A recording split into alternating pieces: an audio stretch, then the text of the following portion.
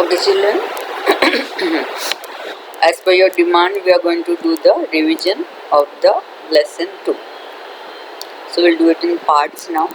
And in this part, we are going to look at Frederick Taylor's scientific management. Okay. So let's see.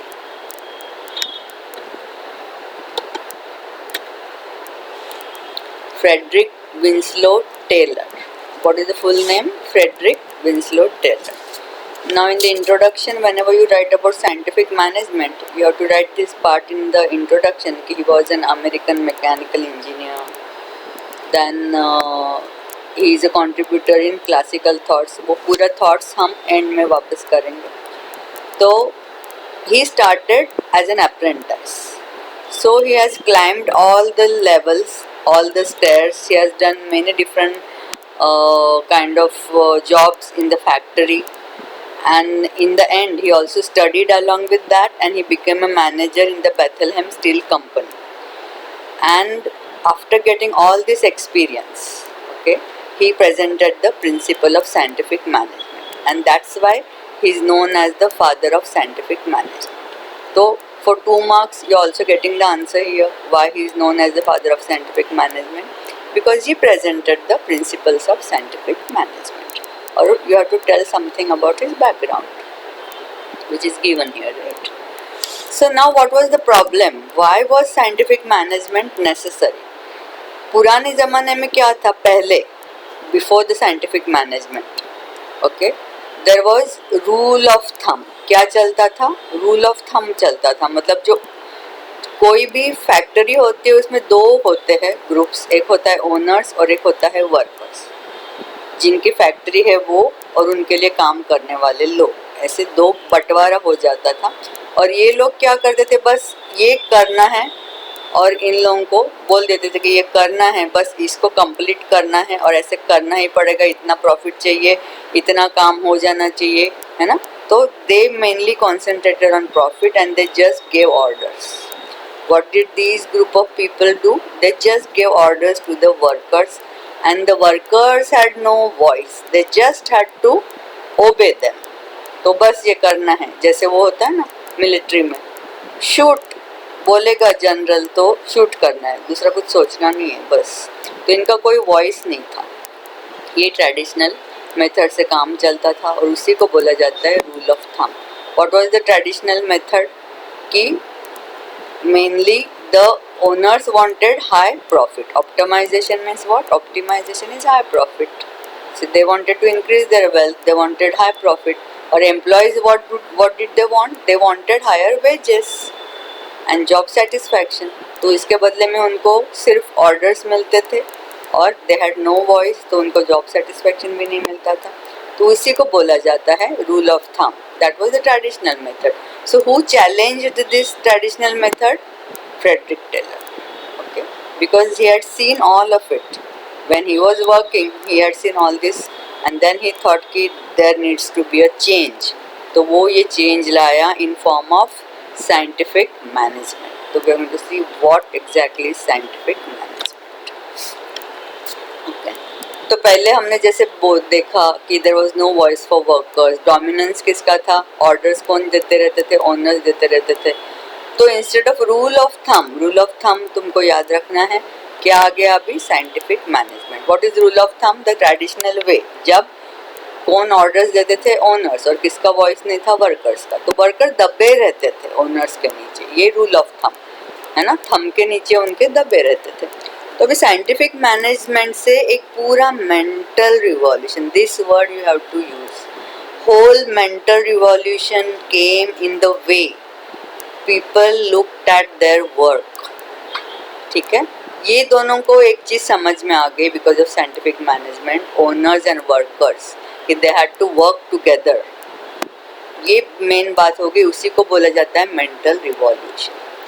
तो employees in the factory को पूरा एक mental revolution आ गया. किस किस चीज़ के बारे में? उनका काम, उनके ड्यूटीज़, उनके कलीग्स और उनके ओनर्स के बारे में वो जो भी सोचते थे वो पूरा चेंज हो गया बिकॉज ऑफ साइंटिफिक मैनेजमेंट.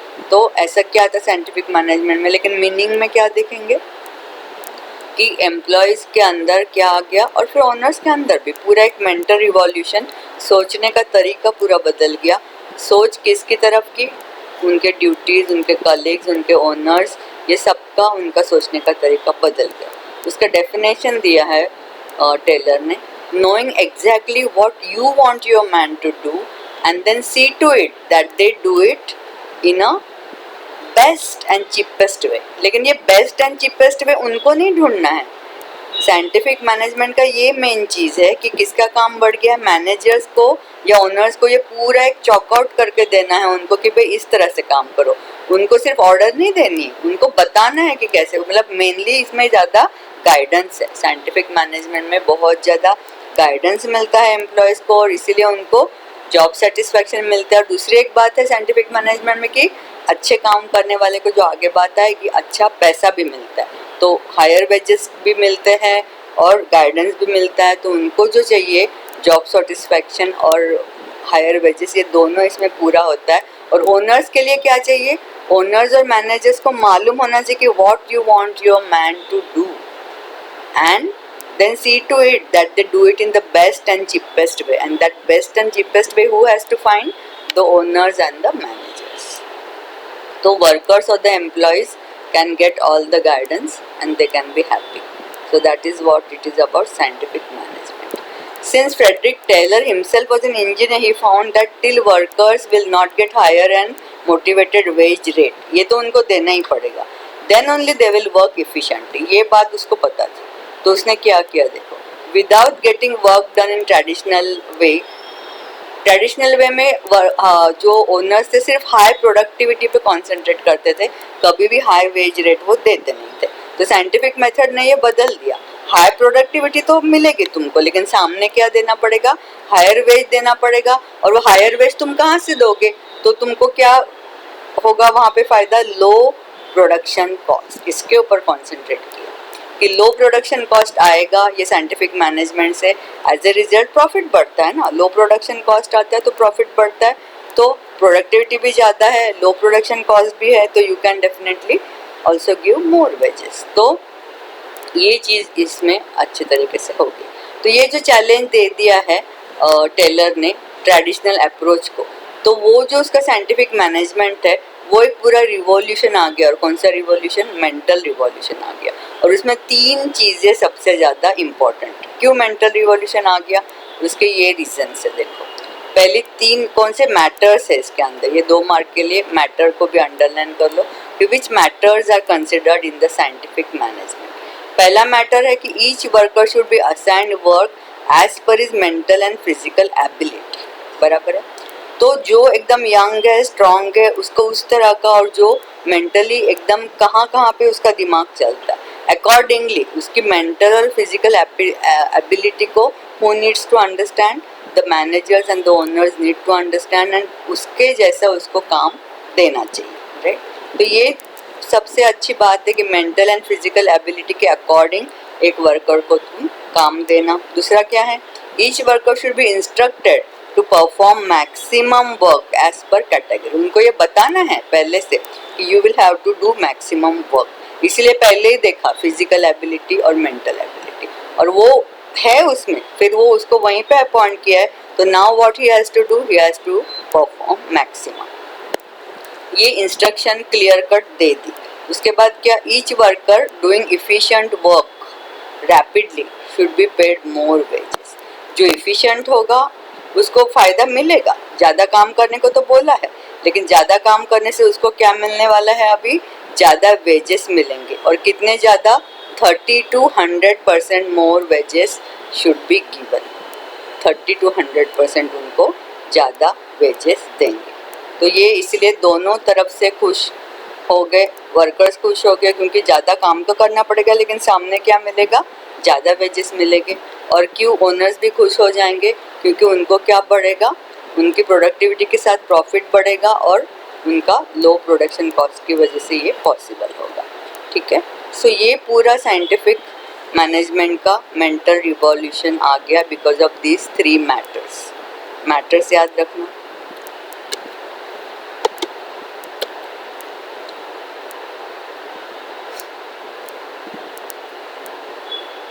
अभी उसके प्रिंसिपल्स क्या है, ठीक है, वो वन बाय वन हम देखेंगे। तो टोटल 8 प्रिंसिपल्स है, ठीक है, तो 8 प्रिंसिपल्स है टोटल।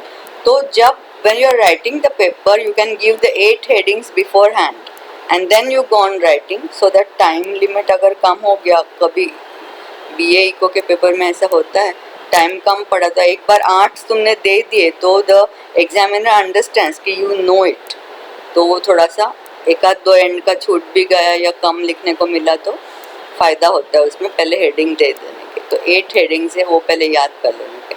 पहला है साइंटिफिक मेथड, ठीक है, तो उसका जो साइंटिफिक मैनेजमेंट के प्रिंसिपल्स है उसमें नंबर 1 प्रिंसिपल है साइंटिफिक मेथड। जो भी काम करना है to do work scientific method should be adopted instead of traditional. तो साइंटिफिक मेथड क्या है, एक काम करने का बेस्ट तरीका ढूंढना है, how best work can be done analysing work scientifically.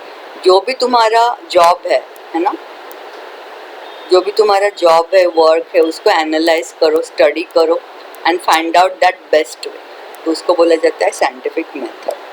Planning and implementation, that is the second principle. तो ये इजी है बहुत। Instead of workers doing planning and implementation, मैंने यही बोला कि इसमें मेनली वर्कर्स को गाइडेंस प्रोवाइड करने की बात है, उनको नहीं कुछ करना है, एक्सपर्ट्स को प्लानिंग करके देना है उनको, और वर्कर्स को उसको सिर्फ फॉलो करना है, ठीक है, ताकि उनका पूरा टेंशन हट जाए and they just have to do the work according to the guidance, उनको एक प्रॉपर डायरेक्शन गाइडेंस मिलने वाला है, तो they can do it easily. तो प्लानिंग और इम्प्लीमेंटेशन की जो बात है उसके लिए वर्कर्स को वो प्लानिंग करके देना चाहिए, और फिर वो एक्सपर्ट्स को वो प्लानिंग करके देना चाहिए, and then workers can easily implement them.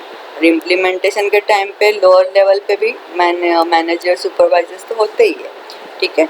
अभी job analysis is the third and the most important principle of scientific management. Job analysis is the best way to get work done speedily with lower cost.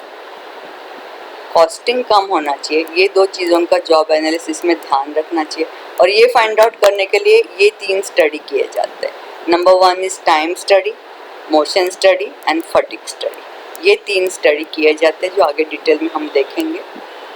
तो that is about job analysis. एक पूरा job का analysis करो, study करो, कितना time लगता है, कम से कम कितना टाइम में हो सकता है काम, कम से कम मोशन हो, और ताकि कितना मतलब 1 घंटे में इंसान कितना काम कर सकता है, उसके लिए कौन सी चीज़ से पता चलता है, फटीग स्टडी। कब वो थक जाता है, अब नहीं हो सकता काम, उसको बोलेंगे फटीग स्टडी। कब थकता है, तो ये 3 स्टडी करो और पता करो कि 1 घंटे में कितना काम हो सकता है, वो टाइम का पूरा स्टडी करो कि एक्चुअली कितना टाइम लगता है। मोशन, मिनिमम मोशन में काम होना चाहिए तो फास्ट होगा, और फटीग स्टडी करो कि कब इनको बीच बीच में रेस्ट कब देनी पड़ेगी, ये फटीग स्टडी से पता चलता है। स्टैंडर्डाइजेशन कर लो, पूरा सिंप्लिसिटी बढ़ाने के लिए। स्टैंडर्डाइजेशन कब क्यों किया जाता है, टू गेट द सिंप्लिसिटी। जैसे मैं तुमको इंग्लिश में लेटर्स में हमेशा बोलती हूँ ना कि फ्रेंडली लेटर्स में तुमको योर्स फेथफुली लिखना है, और तुमको फॉर्मल लेटर्स में योर्स फेथफुली लिखना है, और फ्रेंडली लेटर्स में योर्स लविंगली लिखना है। नहीं तो तुम लोग क्या करते हो, तुम्हारे इतने सारे आइडियाज होते हैं, 50 बच्चों के 50 आइडिया और 50 मिस्टेक। इससे अच्छा है कि एक स्टैंडर्डाइजेशन कर दिया कि भाई फॉर्मल में योर्स फेथफुली लिखना है, बात खत्म। क्योंकि तो वो ही देखना है और पता करना है कि भाई कैसे करेक्टली लिखना है, तो फिर दूसरा नहीं लिखेंगे तो नई मिस्टेक्स नहीं होती, उसको बोला जाता है स्टैंडर्डाइजेशन। तो सिंप्लिसिटी बढ़ती है इससे, इसीलिए वो साइंटिफिक तरीका है। तो ये स्टैंडर्डाइजेशन इन एडवांस किसको कर लेना चाहिए, एक्सपर्ट्स को करना चाहिए। स्टैंडर्डाइजेशन इक्विपमेंट का, टाइम का, सिचुएशन ऑफ वर्क का, रिसोर्सेज का, ये सब मैटर्स के बारे में स्टैंडर्डाइजेशन हो सकता है, तो वो कर लेना चाहिए। Scientific selection and training. Scientific selection and training में क्या है, मेनली साइंटिफिक टेस्ट लेने चाहिए। जो एप्टीट्यूड टेस्ट की वगैरह बात आती है वो तुम लोगे, तो फिर तुम किस तरह से उनको अपॉइंट करोगे, नए बेंचमार्क सेट होंगे कि एजुकेशन ऑफ द एम्प्लॉयज़ का ध्यान रखोगे, उनके स्किल्स, उनके गट्स, हिम्मत भी एक होती है चीज़, और उनके फिजिकल स्ट्रेंथ। वो जो पहले भी बोला है कि फिजिकल और मेंटल कैपेसिटी देखने के लिए कैसे पता चलेगा, टेस्ट लोगे तो पता चलेगा।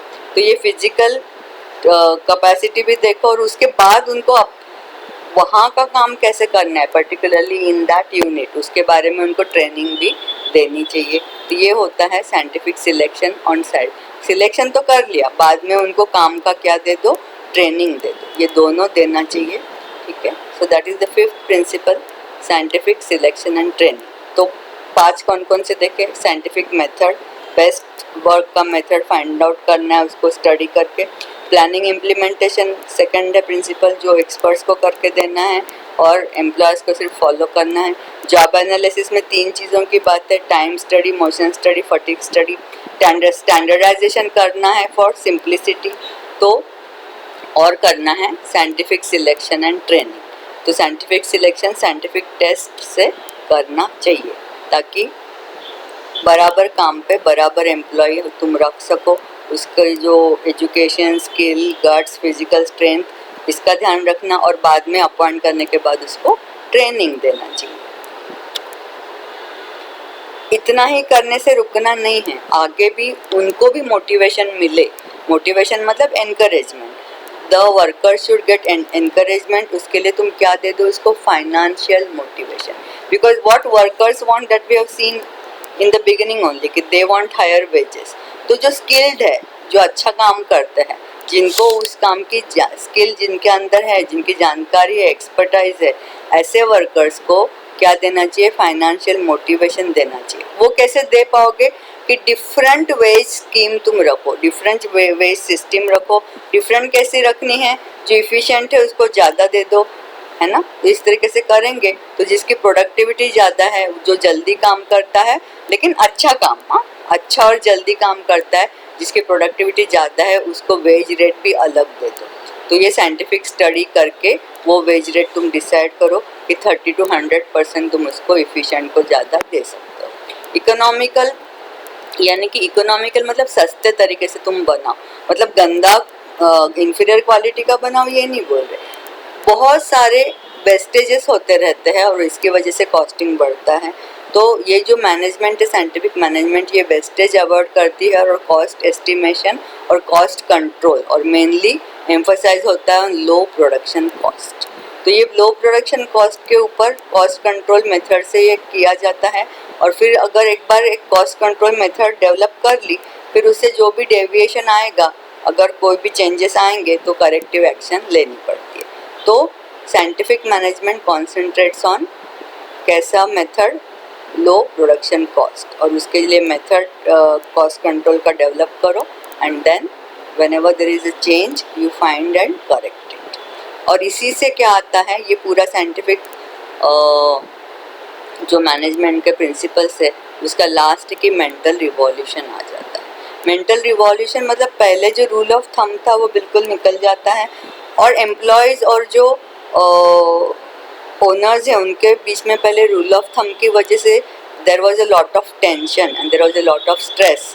फिर बार बार ये लोग स्ट्राइक्स करते थे, यूनियंस, ये सब चलता रहते थे, झगड़े। तो ये सब ख़त्म हो गए और मेंटल रिवॉल्यूशन आता है बिकॉज ऑफ साइंटिफिक मैनेजमेंट। उसका ये प्रिंसिपल है। ये क्या प्रिंसिपल बताता है कि they should work for one object, they are not like against each other, ऐसा कुछ है ही नहीं। They should work together, they should work for that one objective of the company. तो फिर क्या होगा, इनको ज़्यादा प्रोडक्शन मिलेगा तो इनको भी क्या मिलने वाला है, वर्कर्स को भी ज़्यादा वेज रेट। तो ये कोई अलग अलग नहीं है। अगर इनका जो ज़्यादा प्रोडक्शन चाहिए वो इनके अगेंस्ट पहले जा रहा था, क्यों पहले जा रहा था, क्योंकि बहुत ज़्यादा काम करवाते थे उनसे, उनकी वॉइस भी नहीं थी, उनका कुछ सुनते भी नहीं थे। लेकिन अब बदल गया, अब दोनों का एक ही ऑब्जेक्टिव है। क्यों इनको अभी अच्छा ये ऑब्जेक्टिव में इंटरेस्ट आ गया, because they are getting more wages. इसलिए there should be mental revolution for achievement of the objective. वो कैसा होना चाहिए कि they should think about that one objective to increase the production and to get higher wages. तो ये achievement के बारे में मेंटल रिवॉल्यूशन आ जाता है। दे स्टार्ट वर्किंग टुगेदर, और ये mental revolution because of that working together and thinking of one objective instead of being against each other, it reduces the stress between the owners and workers and achievement of goal becomes easy. Okay, so we are going to stop here now. So you need to एकदम से prepare this chapter of ये Frederick Taylor का scientific management, and I will tell you in the Zoom lecture who will give me the presentation. of this. Okay.